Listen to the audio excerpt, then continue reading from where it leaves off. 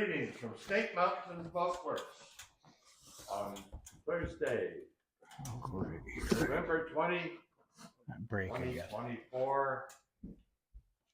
That's quite a difference, isn't it? A 1950 22-foot 22s fully installed. It's been bedded in 3M 5200, and Rick and Joe finish dry fitting the exterior planks. We will be applying 4 coats of clear penetrating epoxy on the first skin, letting it cure.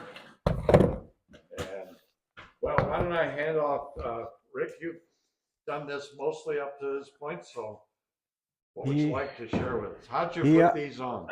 These right here were put on with brass nails. Ringshank, right? Yeah. The flatheads. Yeah. And we can see them right. Yeah, right here. There's some right there. Right in here. Yeah. And then for the battens, we used some fasteners. All right. So every place you find a Frearson head popping, showing out, there's a batten running between. Remember, we got frame, and batten. And to secure the battens to the inner skin, Rick has used number 8 by what, 1s? 8 by 1s. Yeah. Silicon bronze.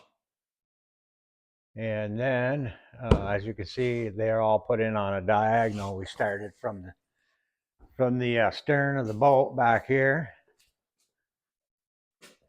And you can just barely see a little piece of it right here, but there's a little starter piece right here. It starts out of 40, everything's out of 45 on the keel. And then you put your piece by and you run your mark on it to get your, your curvature all the way down through and everything around. And they laid all these down with 5200. And these have been sealed with CPES on the inside, CPES, right? And painted. And already painted. Yeah. So they've already received several coats of Sandusky Craft Mahogany Bilge Paint. So what's going on now? Well, and then I put on the chine planks temporarily.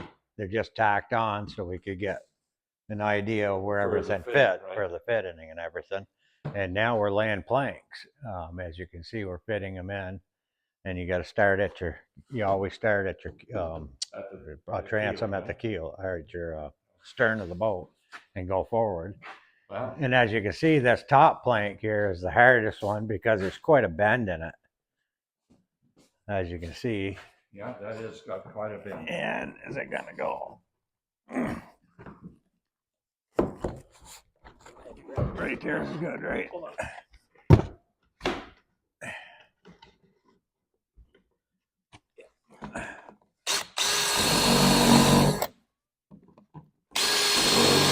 And get this all laid down and secured temporarily, of course.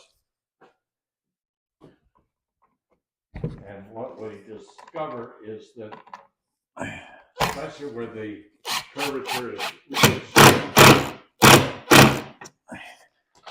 we'll be. I'm probably gonna have to use 3 in that one. We'll be using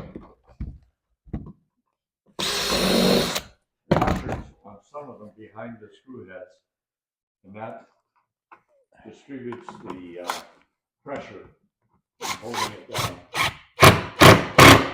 You always want to work from the nose to the tail. Yeah, it's probably got. Joe, why don't you swing right under your leg there? You got them not long, right? Yeah, so anytime you use planking on this, we found that it raises back, it's always going to be shorter. So when we drag them, we always leave them long. So we'll leave them long until we throw away it now. Remember, once we get all the rest of the legs down through, it's 5200. Guys will break and we'll cut this back so that way it's perfect fit. Because if you go to weigh it down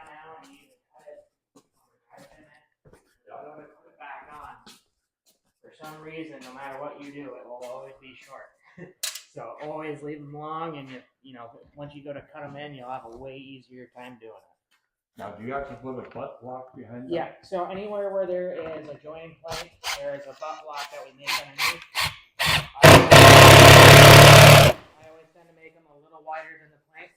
That way you have a really good see all the way around it. Because when you put the butt block on, it's buttered in 5200 on the bottom side.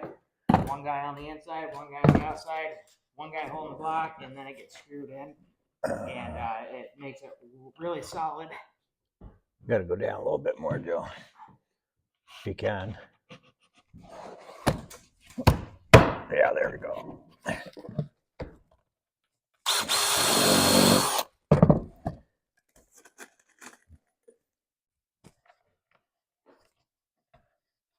Oh, you're reusing some of the old fasteners, huh? No, these ones are just a standard, a little bit smaller screw, because that way we've already toothpicked this boat. So we always use a smaller diameter screw, and these ones are just a run-of-the-mill sheetrock screw. That way they're a little bit easier. They're pilot bits. That way you're not getting splits and cracks.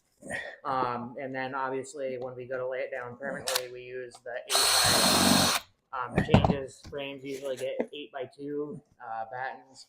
We'll get 8x1.25 inches along the keel, and the stem is always about 1.5 inches. Depending on the size of the boat, it ranges. Sometimes you can get away with 25, 3,500 screws. Some boats can see upwards of about 8,000 screws.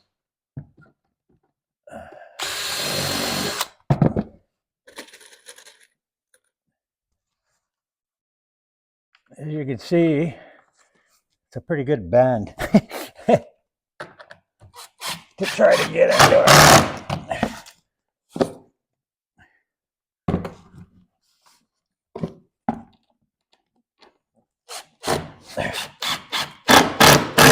And once these are on, we'll typically leave them on for a few days, just that way it gets acclimated to the bend. Because if we were to get these fitted, take them right off, it's going to be just as big of a pain to put them back on in the long run. So if you leave them on for a few days, it allows it to take form of the shape. Of course, wood has its memory, so it will come back, but bending it like this, it gives it a little bit of time to acclimate to the bend. Now on the inside edge, Yeah, once you've got the others on, you'll go back. And yeah, I'm gonna go back and get some more washers because I don't want it to split out. Will have washers on. Yeah, and some longer. Anything puckered like that, we usually always try to use a washer, because if you don't, it will just split through and crack the plank. Yeah, and then when we go to take when it's all dry, we can pop the washers off and put the right screw back in. Yeah, and then it'll be all set. Well, yeah. I'll let these guys keep having way too much fun.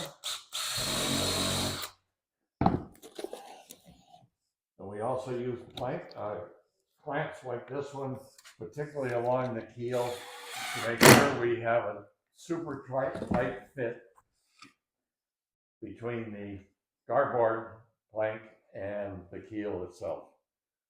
So Rick and Joe will be on their knees. I guess Joe's going to be on his knees mostly for today. And by the end of the day, well, maybe, we'll have the outer skin dry fit on our 1950 22-foot Chris Craft Mahogany U22.